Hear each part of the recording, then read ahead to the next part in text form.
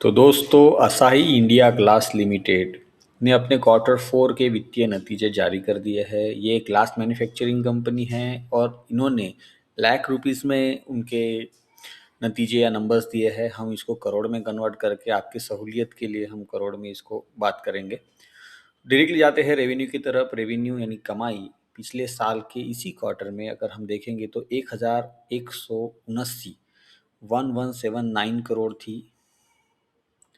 Last quarter में अगर हम देखेंगे तो 1255 करोड़ थी।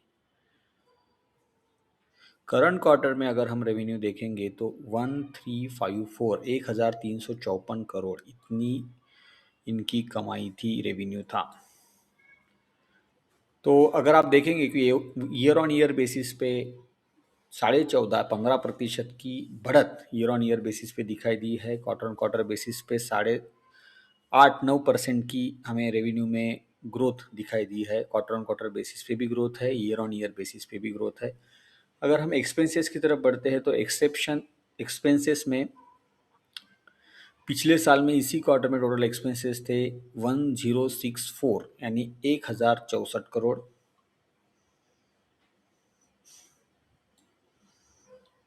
पिछले क्वार्टर में एक्सपेंसेस थे 1121 करोड़ 1121 एंड करंट क्वार्टर में इनकी टोटल एक्सपेंसेस है 1183 यानी 1183 करोड़। तो एक्सपेंसेस की अगर बात करेंगे तो ईयर ऑन ईयर बेसिस पे खर्चों में 11% की बढ़ोतरी हुई है। क्वार्टर ऑन क्वार्टर बेसिस पे 6% की वृद्धि हुई है। प्रॉफिट नंबर्स की तरफ अगर हम जाते हैं तो प्रॉफिट में पिछले साल के करंट क्वार्टर में इसी क्वार्टर में इनके नेट प्रॉफिट थे 91 करोड़। पिछले क्वार्टर में इनके नेट प्रॉफिट थे 99 करोड़। करंट क्वार्टर में इनके नेट प्रॉफिट है 132 करोड़। यानी ईयर ऑन ईयर बेसिस पे प्रॉफिट 44.87 दैट मीन्स 45% प्रॉफिट में बढ़ोतरी दिखाई दी है। क्वार्टर ऑन क्वार्टर बेसिस में भी मुनाफा 33% बढ़ा है।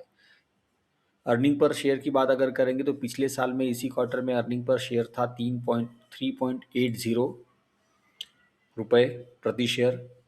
पिछले क्वार्टर में था 3.90 ₹3.90। लेकिन इस क्वार्टर में ईपीएस बढ़कर ₹5.20 हुआ है।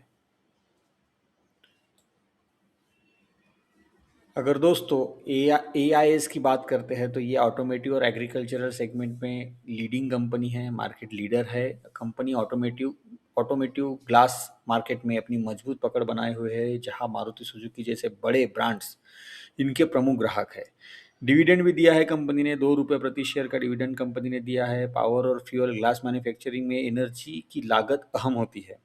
इस क्वार्टर में कंपनी को पावर एंड फ्यूल का खर्चा 218 करोड़ रहा है। बेहतर मार्जिन इस क्वार्टर में कंपनी के मार्जिन्स और प्रॉफिटेबिलिटी दोनों में भी सुधार देखने को मिला है।